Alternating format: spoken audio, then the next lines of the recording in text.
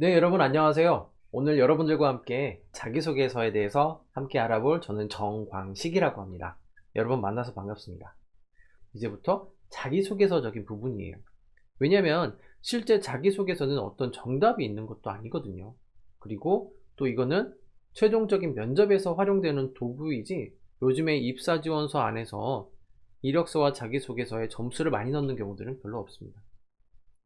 앞에 보이시는 게 뭐냐면 이 이력서 자기소개서에서 소제목적인 부분을 보는지 안 보는지를 보는 어떤 테스트였어요. 이게 뭐냐면 이제 논문에 있는 부분이에요. 안경을 씌워서요, 담당자들이 어디에서 시선이 가장 많이 머무른지를 봤습니다. 자, 화면에서 왼쪽에 있는 것, 즉 한 군데에서 이렇게 빨갛게만 있는 저 화면 같은 경우에는 실제 그거예요. 그 인사 담당자들에 대한 그런 시선이 저기 한 곳에 몰렸다라는 걸 볼 수 있는 거고요. 그 다음에 여러분 제 화면에서 이제 왼쪽에 있는 거죠. 그 화면에 이제 그, 그쵸? 여러분들 이제 그 이쪽에 있는 거, 요거예요, 요거. 요게 뭐냐면, 이거는 이제 평가하는데 좀 어려움이 있는 분들, 처음 하시거나 많이 안 하신 분들에 대해서, 그런 분들이 이제 시선이 어디서 많이 멈췄는지를 보게 됐을 때, 실제적으로 공통적인 부분에서 이 소제목에서 가장 많이 시선이 뭐 평가를 잘 하시든 못 하시든 여기에서 많이 멈췄다라는 걸 알 수가 있죠. 그만큼 여러분들이 가지고 있는 타이틀이 되게 중요하죠.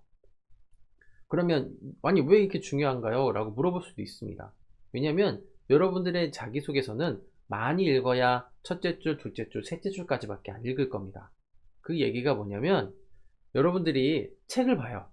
책을 봤을 때 갑자기 100페이지, 책을 사서 100페이지부터 읽어요? 아니면 차례를 보고 아 무슨 내용이구나 라는 것을 인지한 다음에 그 다음에 거기 가서 읽나요?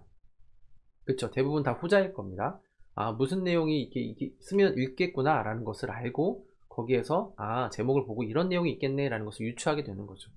마찬가지예요. 자기소개서도 이 소제목을 꼭 좀 써주셔야 되는 이유가 여기에 있습니다. 이거를 다 읽자니 몇천 명 혹은 몇만 명 있는 것들을 다 읽을 수 없겠죠. 그래서 쭉 보다가 소제목만 보고 평가하는 경우들이 있습니다. 그리고 밑에는 거의 안 읽는 경우들이 되게 많아요. 그래서 셋째 줄까지 읽으면 많이 읽히는 경우가 있거든요. 그래서 두 갈씩 문장 유형이 그래서 필요합니다.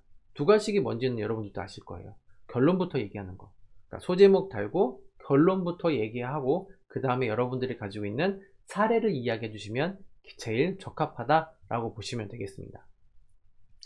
자, 그래요. 이런 소제목은 그러면 제목은 어떻게 써야 되느냐? 어떤 특정한 뭐 이상한 우회적인 표현이 필요할까요? 아니죠. 밑에 본문이 정리돼서 한 번에 나올 수 있는 그런 소제목이 되시면 됩니다. 이 소제목만 읽어봤을 때 밑에서 본문에서 이야기하는 게 아, 이런 내용이구나 라는 것을 전달만 되시면 되겠습니다. 뭐 특별하게 뭐 정말 이상하게 써서 뭐 내 글을 읽게끔 할 거야. 물론 이제 그 의도는 좋습니다. 이제 가끔 이제 그런 친구들이 있어요. 뭐 네이버 기사글이나 이런 걸 보면서 뭐 좀 A양 점점점 B양 점점점 이렇게 하는 친구들이 가끔 있어요. 그렇게 하면 탈락돼요. 그러니까 되도록이면 본문의 내용을 빨리 이해할 수 있는 소제목이 정리돼서, 그러니까 뭐 A 프로젝트 3개월에서 우수상, 그럼 얘는 그 프로젝트를 우수상을 받았네라는 것을 빨리 알 수가 있는 부분이겠죠. 자, 이렇게 여러분들이 조금 더 포인트를 잡아주시면 되겠습니다. 자, 마찬가지예요. 여러분들이 신입사원이기 때문에 어떤 그 경험이 없게 된다면은 실제적으로는 직업기초 역량과 이제 직무 수행 능력, 이거를 내가 왜 잘할 수 있는지에 대한 여러분들의 과거 경험이 정말 절실하게 필요합니다. 근데 그 경험이 뛰어난 경험은 아니어도 돼요.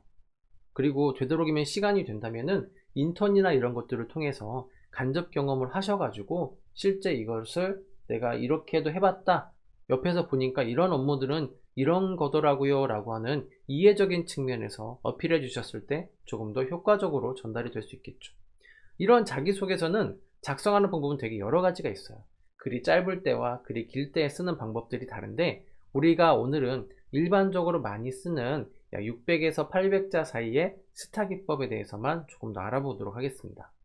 때에 따라서는 딱 100자만 쓰게끔 하는 회사들도 있거든요.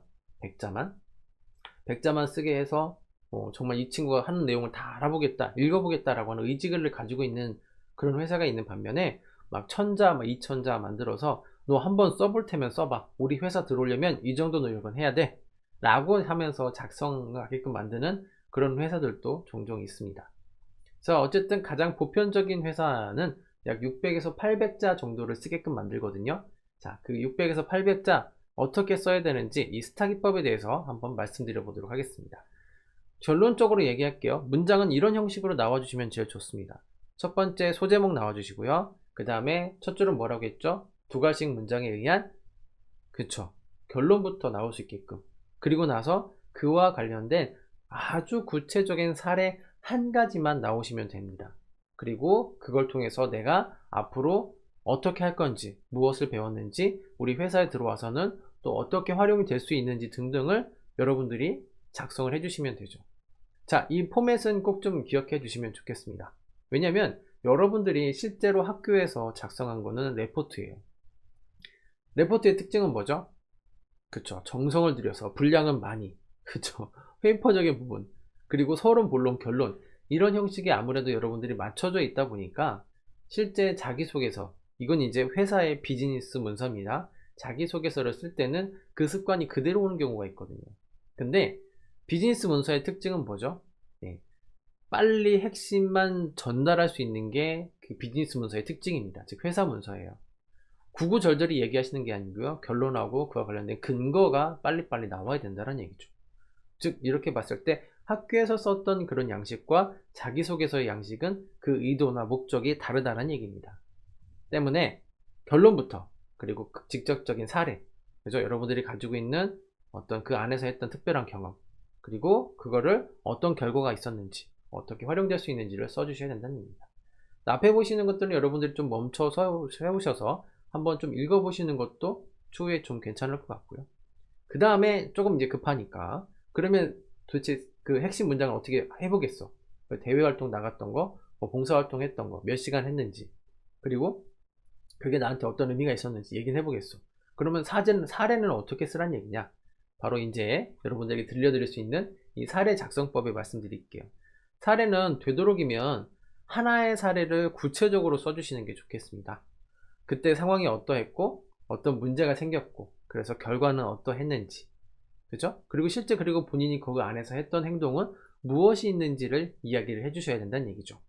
그래서 이런 상황에서 이런 문제가 생겼고 이런 목적을 해야 되는 이유가 생겼고 그래서 실제 본인이 한 행동은 무엇인지, 그래서 그에 대한 결과는 무엇인지를 여러분들이 사례를 쓰실 때는 이 네 가지가 구체적으로 나올 수 있도록 작성을 해주셔야 된다는 얘기입니다. 너무나도 이제 기본적인 부분이겠죠.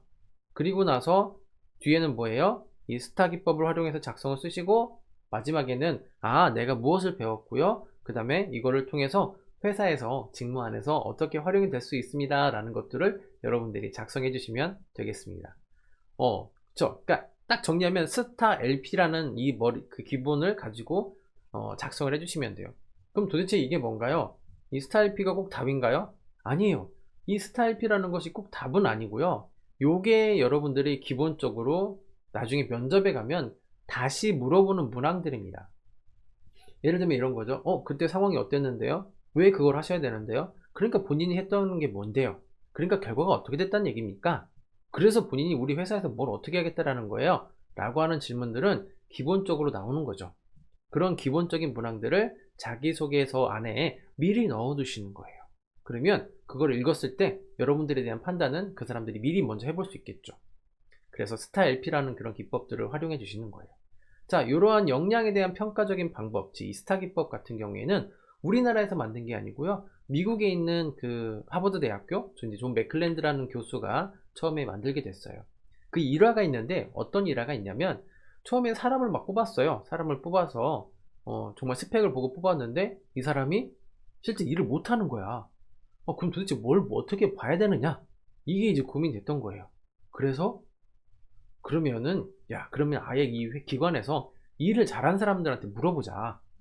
그래서 질문을 합니다. 어떻게 해요? 이 기법으로요. 당신이 성과를 냈던 경험이 언제가 있습니까? 그때 상황이 어땠고요? 그래서 그걸 왜 했어야 되는 거예요? 목적이 뭐예요? 그래서 실제 당신이 한 건 뭔가요? 그래서 결과가 어떻게 됐죠? 그걸 통해서 뭘 배웠고요? 그게 우리 회사에, 기관에 어떻게 도움이 되나요? 라고 하는 그런 부분들을 이야기를 물어봤습니다. 요 물어봤던 걸 가지고요. 그러면은 그 성과를 잘 냈던 사람들이 답을 할 거잖아요. 그죠? 그쵸. 그러면은 신입사원 뽑을 때도 이 질문을 그 사람들한테 다시 또 던지는 거예요. 신입사원들에게. 왜 그랬어? 언제 그런 거야? 그래서 당신이 한 건 뭐야? 그래서 결과가 어떻게 됐는데? 이런 포맷을 답변을 했을 때 실제 기관에서 일을 잘하는 사람들과 비슷한 질문들을 나온 사람들이 매칭이 됐을 때, 비슷하게 대표했을 때, 그럼 우리 기관에서는 일을 잘하는 사람이다 라고 볼 수가 있겠죠. 자, 이런 논리에 의해서 만들어진 게 바로 역량에 대한 평가고요. 스타 기법이 여러 기법들 중에 가장 보편적으로 많이 쓰이는 그런 기법입니다. 절대적인 답은 아니에요. 하지만 여러분들이 작성을 했을 때 훨씬 더 활용을 쉽게 할 수 있다는 얘기입니다. 자, 그러면은 이 자기소개서의 문항에는 어떤 것들이 있느냐? 성장 배경, 성격의 장단점, 지원 동기, 그 다음에 입사업 포부, 직무 관련된 경험, 이런 것들을 물어보게 돼요. 요즘에 자기소개서의 문항에서 보면은 가장 많이 쓰이는 게 바로 이런 부분들입니다. 성격, 직무와 관련된 경험이 무조건 나오게 되고요. 또 이제 지원 동기적인 부분도 나오게 됩니다. 즉, 요 앞에 있는 요 사례들을 가지고 여러분들이 기본적으로 만들어 놓으시면요. 문항들은 조금 살짝 바뀔 수 있어요. 자기소개서 문항들은. 회사마다. 근데 기본은 결국에는 가치관 물어보고요. 결국에는 자신의 지원 동기를 물어보게 되고요. 직무 경험을 물어보게 됩니다. 그 이후에 뭐 성격이라든지 이런 것들을 물어보게 되는, 즉 기본적인 포맷은 바뀌지 않는다라는 거예요. 그리고요, 여러분들 이거 하나 작성해 놓잖아요. 이렇게 하나 작성해 놓으면 여러분들 계속 이거 돌렸어요. 왜냐면 경험들이 솔직히 아직은 대학생들이다 보니까 많지는 않거든요. 그래서 여러분들 너무 걱정하지 마시고요. 이거를 기본적으로 우선은 써보겠다라고 하시면 가장 스탠다드한 자기소개서가 될 수 있습니다. 기본적이겠죠. 그래서 성장 배경은 뭘 써야 되나요? 맞아요. 내가 그동안 어떤 배웠던 가치관이나 신념을 통해서 실제 행동했던 사례를 쓰는 거예요. 그 사례는 어떻게 쓰라고요? 아까 말씀드렸던 스타 기법을 가지고 사례를 쓰라고 말씀드렸죠.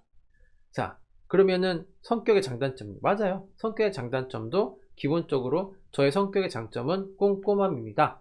그 다음에 어떻게 써야 돼요? 실제 그 다음 줄, 두 번째 줄부터는 내가 그것을 그렇게 꼼꼼하게 했던 사례가 나오시면 돼요. 뭐 봉사활동 갔을 때, 동아리 했을 때, 학교 수업했을 때 등등. 그 안에서의 구체적인 사례 한 가지가 나올 수 있도록 작성을 해주시면 되겠고요. 단점 같은 경우에는 여러분들이 너무 치명적인 건 쓰지 않도록 해주시고, 실제 그 단점을 통해서 어떻게 개선해 나가고 있는지 그러한 이야기를 작성해 주시면 되겠습니다. 간략하게만 설명을 드리는 거예요. 기본적인 포맷이 머릿속에 들어가야 되니까. 그 다음에 직무 관련된 경험이에요. 선생님 제가 학과가 영어학과인데 학과가 뭐 다른 중국학과인데 어떻게 해요? 경험이 별로 없는데요. 해본 경험도 없었어요. 그래서 여러분들이 3학년일 경우에는 이게 앞으로에 대한 어떤 계획을 그렇게 세우셔야 되는 거고요. 혹시 유예를 하실 분들도 마찬가지예요. 경험과 자격증 중에 뭐가 더 중요하냐? 당연히 경험이 되게 중요합니다. 경험이 기본적으로 있어야 자기소개서가 써질 거고요. 면접 상황에서 제가 이렇습니다라는 얘기를 할 수 있어요. 자격증은 토익이나 뭐 여러가지 뭐 자격증이 있죠. 이번 이력서에 대한 평가는 거의 끝난 거예요. 실제적으로 결정적인 역할을 하는 게 자격증보다는 이 경험들이 여러분들의 결정적인 역할들을 많이 하게 됩니다. 그래서 준비를 하신다고 했을 때는 되도록이면 경험은 꼭 좀 준비를 해주시면 되겠고요. 지원 동기 및 입사업 포부 같은 경우에는 이렇게 보시면 돼요. 실제 여러분들이 지원 동기 입사업 포부 그 회사와 직접적인 연관이 있으실까요? 아니 그 회사는 처음 보잖아요. 나는 고등학교 때부터 이 회사를 들어오기 위해서 대학교도 나오고 준비했어요? 그럴 경우는 별로 없다란 얘기죠. 그럼 뭐죠? 맞아요. 실제는 내가 여기 들어와서 내가 무엇을 해줄 수 있는지를 작성해 주시는 겁니다. 즉 뭐냐면 지원 동기는 딱 하나예요. 내가 돈을 받는 대신 내가 이 회사에 무엇을 해줄 수 있는지를 이야기해 주시면 됩니다. 제가 여기 들어와서요 이런 것들을 해드릴 수 있기 때문에 지원을 했습니다가 지원 동기예요. 그리고 나서 입사업 포부 구체적인, 그러면은 제가 실제 A라는 회사에서는 이런 업무를 이렇게 할 수 있어요. B라는 업무들도 이렇게 할 수 있습니다. 라고 작성을 해주시는 게 입사업 포부라는 거죠. 정리하자면 여러분들이 지원 동기 및 입사업 포부는 직무적인 측면에서 하나를 맞춰 놓으시게 된다면 실제 어디든 비슷하게 돌렸을 수 있는 그런 가망성이 더 높아요. 근데 내가 어떤 대기업이나 이렇게 조금 좋은 이름 있는 회사를 가고 싶다 라고 한다면은 그 기업에 대한 기업 분석이 기본적으로 들어가야 되고요. 기업 분석을 기반으로 해서 여러분들이 지원 동기를 써주셔야 됩니다. 그 회사의 어떤 전반적인 상황을. 이건 좀 힘들잖아요. 그래서 우리가 기초적인 부분을 먼저 하자고요.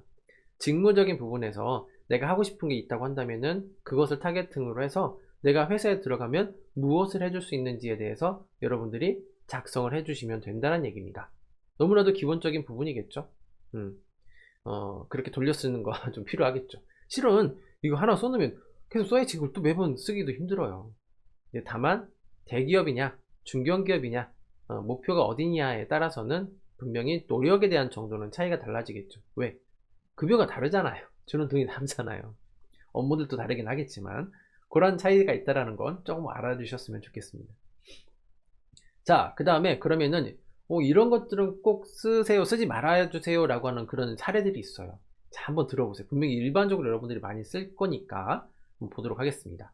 자, 조별 모임에서 그 업무를 분담했습니다. 단순히 업무를 분담한 걸 쓰지 마세요. 왜 그렇게 분담을 했고 분담했을 때 어떤 이유가 있었는지에 대해서 이야기를 해주셔야지, 저는 팀장을 맡아서 업무를 분담했습니다 라고 하면 너무 1차원적이고요. 너무 많이들 씁니다. 그러면 이걸 버려야 되나요? 아니죠. 버리라는 게 아니고요. 조별 모임을 했을 때 내가 얘네들을 분담을 어떻게 했는지, 그리고 그 안에서 역할을 어떻게 했는지에 대한 사례가 조금 더 구체적으로 나오셔야 된다는 얘기입니다. 그 얘기가 뭐냐면 이런 경우가 있었어요. 예전에 사례 중에 조별 모임을 해야 되는데 아직 우리가 성향적인 부분도 다 모르고 기간도 되게 짧았어요. 그래서 이 친구 같은 경우에는 뭘 했냐면 디스크라고 하는 행동 유형 검사를 같이 했습니다. 그리고 그 팀원들끼리 해서요, 그 유형별로 해가지고 우리가 서로 얘는 주도형이니까 이렇게 뭔가 책임감 있게, 얘는 안정형이니까 뭔가를 조금 더 많이 물어볼 수 있거나 협조하는 형식으로 해서 서로 간의 성향을 알고 그 다음에 업무 분담을 했더니 그게 잘 되더라 라고 하는 그런 사례들도 있었습니다. 그래서 여러분들이 어떤 의도를 갖고 분담을 했고 도중에 분명히 있잖아요, 안 나오는 애들 있어. 과제 안 하려고 하고 연락도 안 돼. 막 짜증나. 저도 알아요, 그거 뭔지.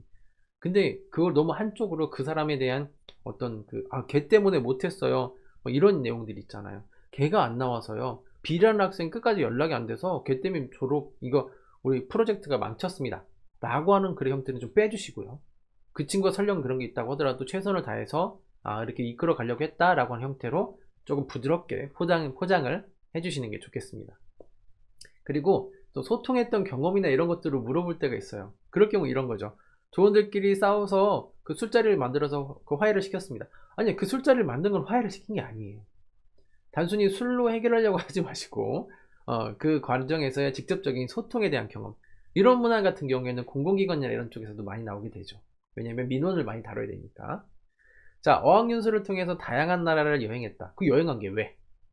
가끔 우리 여행 가면 많이들 쓰는 게, 꼭 여행 갔는데 지갑을 꼭 잊어버려요. 소매치기를 꼭 당해. 그래서 어떻게 할까 하다가 걸어가거나 막 노숙을 하거나. 이 너무 많다는 얘기죠. 자, 그러면 더 중요한 건 이런 사례가 나한테 특별한 경험이 있다라고 하더라도 얘네들을 가지고요, 느낀 점이나 배운 점을 조금 더 포장을 더 해주시는 게 좋겠죠. 사례가 일반적이라고 한다면. 그러니까 사례를 살짝 줄이시고, 제가 그래서 노숙을 하면서요, 어떤 일이든 잘할 수 있다는 걸 느꼈습니다 라고 하는 형태라든지 이런 것들이 나오시면 더 좋겠습니다. 단순히 학생회를 했습니다. 축제에서 양꼬치를 팔았습니다.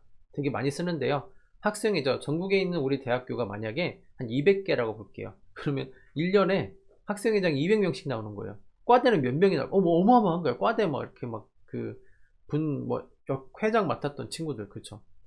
총무부 회장, 이렇게 많으니까 이게 단순히 역할을 맡았다라는 게 아니고요. 그 안에서 내가 실제적으로 좀 주도적으로 맡아서 했을 때 본인이 느끼고 배운 점이 있다면 그러한 사례를 위주로 써주셔야 된다는 얘기입니다.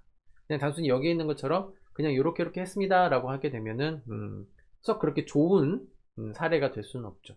그리고 또 한 가지가, 군대의 이야기는 아까도 얘기했듯이 일반적인 내용, 그냥 훈련이 힘들었습니다, 포상을 받았습니다, 이거는 도움이 안 돼요. 축구도 마찬가지예요. 분명히 남학생들 축구 많이 쓰게 되거든요. 운동장에서 해서 그냥 축구 열심히 했습니다가 아니고요, 어떤 포지션에서 그 포지션을 잘하기 위해서, 혹은 우리가 대회를 나가서 이거를 수상을 하기 위해서 어떤 노력들을 했는지에 대한 중간 과정이 좀 필요하겠죠. 예를 들면은 친구들이 만약에 기말고사 중간고사로 인해서 11명이 돼야 되는데 부상으로 인해서 우리가 11명이 안 됐다, 정말 딱 11명이었다 라고 봤을 때 이 친구들이 더 이상 부상을 당하지 않고 끝까지 갈 수 있도록 어떠한 조치를 했거나 또 특별히 훈련을 하기 위해서 어떤 과정이나 이해들을 서로 도와서 마지막까지 참여를 하게 했다라든지 이러한 중간적인 과정이 있어야 되는 거죠. 이제 그게 축구가 나와야 되는 이유입니다. 단순히 축구 열심히 했습니다 라고 얘기를 하시면 도움이 되지 않아요. 그 다음에 종교적인 얘기예요. 저희가 어떤 사례가 있었냐면 예전에 되게 실력이 뛰어났어요. 실력이 뛰어났는데 사례를 보니까 대부분 다 이제 교회 특정 이제 종교에서 했던 사례예요. 근데 더 중요한 건 이제 이 질문이 계속 오는 거야. 이 회사에서 주말에 뭐 하냐? 주말에 출근할 수 있냐?